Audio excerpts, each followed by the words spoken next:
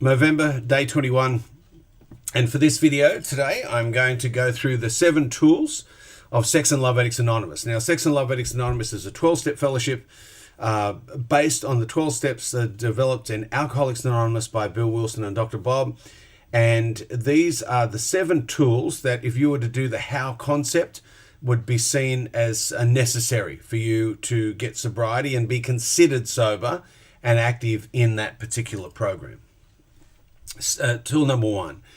In the how program, each Sex and Love Addict works with a sponsor to identify their personal bottom lines. And it is, our sobriety is determined by what those bottom lines are. So we become sober by abstaining from these bottom line behaviors on a daily basis. So Sex and Love Addicts Anonymous is like Sex Addicts Anonymous and unlike Sexaholics Anonymous. Sexaholics Anonymous, we abstain from all sex outside of marriage.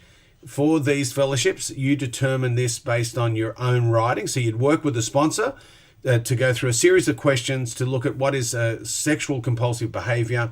You would identify those behaviors. They would be listed. They would be called your bottom lines. And if you cross those bottom lines, then you would be considered to lose your sobriety. It would be a slip or a relapse. A slip would be that you've done a behavior, but then immediately called your sponsor, told your partner, got back on your recovery program. A relapse would be considered a commitment to the behavior. Keeping it secret is what Rob Weiss, who said on the weekend in his webinar for our Movember series, he said that would be what you would consider the difference between a relapse and a slip, is that the relapse is kept secret. A slip is something that we own straight away and get back on the horse and ride. So tool number 1 is bottom lines. Tool number 2, we use SLAR, Sex and Love Addicts Anonymous literature, as well as the AA Big Book and the AA 12 by 12, 12 steps and 12 traditions. They're 2 bits of foundation literature as tools of examination and release. Our writing assignments in how are taken from these. So it's really diving in and reading those texts of that fellowship and becoming aware of it. They were written by addicts and alcoholics for addicts and alcoholics. So if you do not have the fellowship literature for the 12-step fellowship you're in, it's like going to university and not buying the textbook, thinking you're going to wing it from just listening in lectures. So first tip is the boundaries. Get the literature, because that's what you'll be doing your written work based on. Number 3, we recommend that you attend a minimum of 3 meetings a week, and that's a minimum. Sometimes in a hard time, you go every day, sometimes twice a day. And so we attend 12-step meetings, and they have different formats. They're on at different times: breakfast, brunch, lunch, afternoon, evening, late night. And now with Zoom, you can attend in the middle of the night all around the world. So they recommend 3 meetings a week. Meetings are dedicated to the concept of remaining honest, open, and willing to listen. This is the how of the program. So the how program, a bit like the Big Book study group format for Alcoholics Anonymous, is a real commitment to the solution, not just telling a drunk-a-log or telling our old story over and over again. It's about being committed to getting current in the moment and talking about what's happening right now. If you've got a bit of sobriety, you can hide behind it. In the how concept, they're expecting you to get honest there and then. Number 4, phone calls. This one I see people battle with the most. Patrick Carnes, the sex addiction expert, says this is just simply addicts have to get over our reluctance to use the phone. So this tool, we make 4 phone calls a day, 1 to our sponsor and 3 outreach calls to other SLAR members. The phone is our lifeline. We need the contact, right?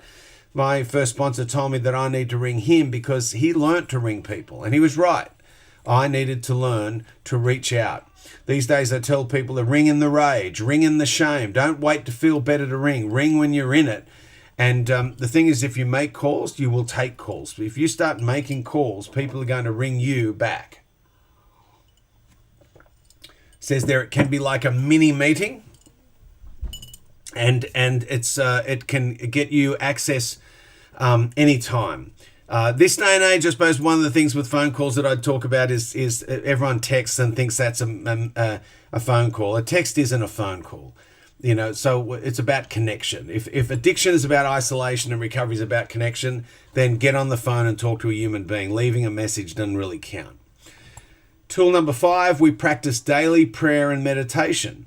to develop a relationship with a power greater than ourselves, which can guide and sustain us in our recovery. Now, this prayer and meditation tool can be a challenge, but it's there sort of highlighting that we can, being forever aware that God is doing for us what we've never been able to do for ourselves. In the AAA fellowship, they talk about a morning ritual about prayer, meditation, and exercise. So all the fellowships highlighted that the importance of doing a step 11 to create conscious contact. Having a knowledge of God is not enough. We need to create a platform to have a conscious contact with God. One of the fellowships I'm in, we work off a book. I probably can't find it. It's all fallen off here now. But it's a book from AAA by Tom Powers, and he talks about... it'd be one of those books I won't be able to grab today. Anyway, it's their book in AAA Anonymous is really highlighting. This will be it. You know what I really like about this book? It's an invitation to a great experiment, exploring the possibility that God can be known. Right. So this idea that we need a dedicated time in the day to pray, and where some of us have to learn to pray, and a dedicated time in the day to be in meditation. What I will say is that for people that are atheist, the prayer can be some intention setting, some affirmation, some gratitude listening. A meditation will be mindfulness based, and they can still be really useful, grounded tools. So even if you're an atheist, I wouldn't abandon this tool. It's saying, well, I was talking to one guy today, and he says he gets up every morning, goes down to the beach for sunrise, and does a gratitude walk. And he is a Christian fella. So those adding to that sort of prayer concept, if you're an atheist, do it as an affirmation, do it as a gratitude list. The next tool is service. Service is freedom from the bondage of self, giving back what we've been freely and lovingly, what we've freely and lovingly received. So service can look things like helping set up 12-step meetings, setting up the chairs, making coffee, welcoming newcomers. Sobriety is a service to ourselves and to the group. It's a chance to give back. If addiction is based on developmental trauma and a feature of developmental trauma is immaturity, then this is a chance for us to grow ourselves up and be useful to others. Relieve us of the bondage of self so we can better do God's will. So service, big part of it. A lot of guys get into this. The banging is my kids playing basketball. I got to get out there. So service is a big part of it. And I remember early in recovery, I'd back in the day, you'd clean ashtrays, you'd stack chairs, you'd put the literature out. Just the simplicity of washing coffee cups at the end of a meeting and getting to know people and staying back to do that so you didn't race off out of shame and fear all really helps. And then you go out for coffee afterwards. You get that sense of connection. We fear it, but we need it. Last but not least, 7 is that we get a SLA House sponsor. Now, a sponsor is a sex and love addict who, by the grace of God, has 30 days of continuous sobriety or more, and is working the SLA House concept program and has taken the first 3 steps. So they've done that work. So we can't give away what we don't have. So we're sober. We've done the first 3 steps, and you can start to lead someone else through it. I think a ball's going to go through my window, and I've got a very sheepish 9-year-old out there right now. So in keeping with the second tradition, our leaders are but trusted servants, they do not govern. So when you're looking for a sponsor, use discretion, use your common sense, and ask a higher power to guide you in that selection process. So that's the 7 tools of SLA.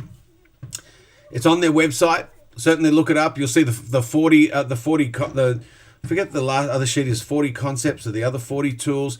A lot of great information on the Sex and Love Addicts Anonymous website in your area. So look it up. That's my Movember. Scan it. I'm still waxing and nurturing this along every day. I didn't decide to shave it off. We got John Lee coming up this Saturday. John Lee will be speaking to us live from Austin, Texas on his new book, which is by my bed because I'm reading it, called Odd One Out. Reflections on self-help and relationships in recovery. With that, you can get all those details on my website, and I look forward to talking to you in another video again tomorrow.